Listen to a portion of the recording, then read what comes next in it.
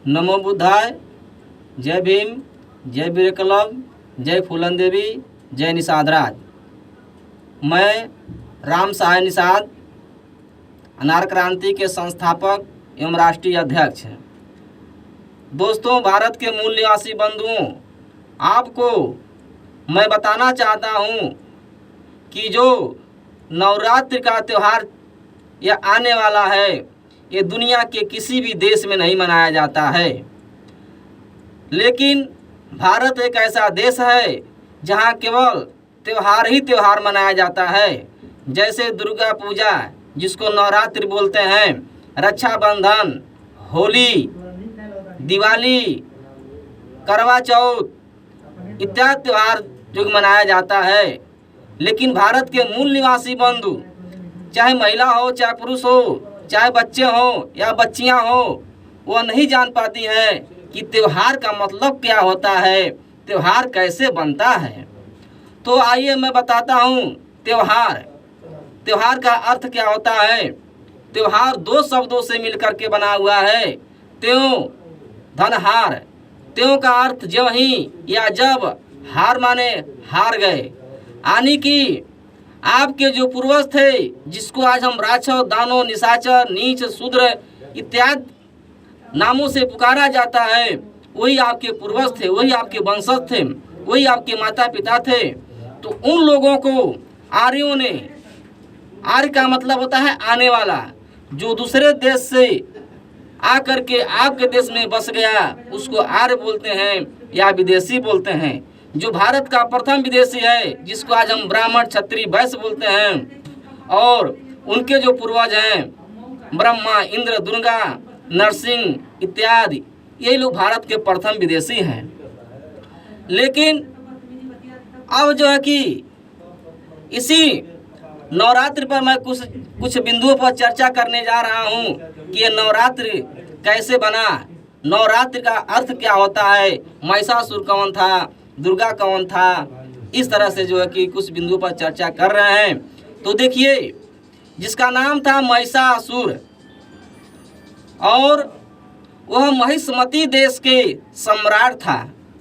तो जब आर्य आपके देश में आकर के बस जाते हैं, तो आर्यों ने धीरे धीरे आपके जमीन को सब कब्जा करने लगते हैं। तो जो भारत के जो मूलवासी सम्राट थे, समाज सुधारक थे, शुभ चिंतक थे, तो उन लोगों से युद्ध होता है, लड़ाई होता है। तो लड़ाई में आर्यों ने बार बार हार जाते हैं, पराजय हो जाते हैं। तो सोचते हैं कि यह सम्राट है, बहुत बड़ा राजा है, बहुत बड़ा जो है कि दानी है, धनवान है, बलवान है, आखिर में इसको हम कैसे परास्त करेंगे। तो उन्होंने अनेक उपाय सोचा, अनेक जो कि कूटनीति सोचा। सोचते सोचते उन सबों के दिमाग में आया कि जो हम लोगों की जो कन्या दुर्गा है, वो दुर्गा के साथ साजिश के द्वारा, दुर्गा के द्वारा इसको हम परास्त कर सकते हैं।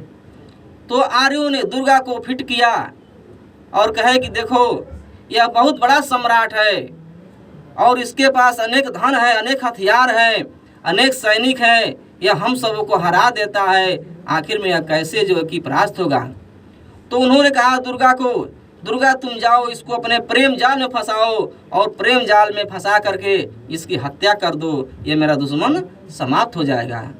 दुर्गा ने सहमति हो जाती है। सहमत हो जाने के बाद दुर्गा जो है कि महाराज हिरण्यकश्यप के महाराज महिषासुर के राज दरबार में जाती है और पत्नी के रूप में अपना प्रस्ताव रखती है। सम्राट महिषासुर ने स्वीकार कर लेते हैं। कुछ समय के बाद, कुछ दिनों के बाद दुर्गा ने सम्राट को कहती है कि हे महाराज, हे पतिदेव, अब हम लोगों को कहीं घूमने चलना चाहिए। तो महाराज कहते हैं ठीक है।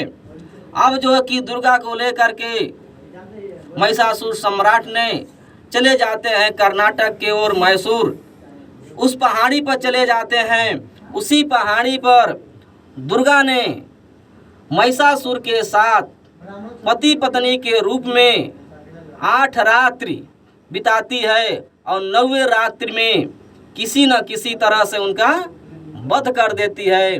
वध करने के बाद उसका नाम पड़ जाता है नवरात्रि।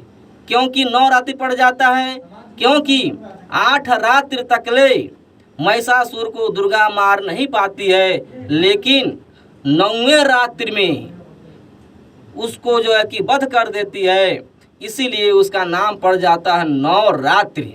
क्यों नहीं कि 8 रात्रि पड़ जाए, चाहे 10 रात्रि पड़ जाए, ऐसा नहीं पड़ा। क्योंकि ऐसा नहीं पड़ा, क्योंकि 9वें रात्रि में उसकी हत्या कर देती है, इसीलिए जो है कि उसका नाम पड़ जाता है नवरात्रि। और जो उसका जो मेला लगता है वह रात्रि का ही मेला लगता है, क्योंकि रात्रि की हत्या की थी, इसीलिए उसका पूजा जो कि रात्रि में होती है। क्यों नहीं दिन में किया जाता है मेला। इस तरह से जो भारत के जो मूल निवासी सम्राट थे, समाज सुधारक थे, आर्यों ने धोखा से शराब पिला करके, संधि करके, अपने जो कि कन्याओं को भेज करके उनके साथ धोखा किया और जो हत्या कर दिया। हत्या करने के बाद उसके धन अधिकार को अपने हाथ में, अपने कब्जे में ले लिया।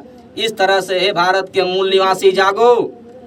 जितना यह जो कि धोखा से, छल से हत्या हुआ है, वह तुम्हारे त्योहार नहीं है, वह तुम्हारे हार का दिन है, तुम्हारे पराजय का दिन है, तुम्हारे अपमान का दिन है। तुमको खुशी नहीं मनाना चाहिए। उस दिन अपने पूर्वजों को पूजा पाठ करो, उनका जो कि स्मृति दिवस मनाओ, लेकिन उस दिन खुशी मत मनाओ। जब आप अपने इतिहास को जानेंगे, सच्चाई को जानेंगे, तभी आपका कल्याण होगा, अन्यथा कल्याण होने वाला नहीं है। अब ज़्यादा न कहते हुए इसी बिंदुओं के साथ मैं अपने वाणी को विराम देता हूँ। आपसे विनती करता हूँ कि सच्चाई को जानिए। महात्मा बुद्ध ने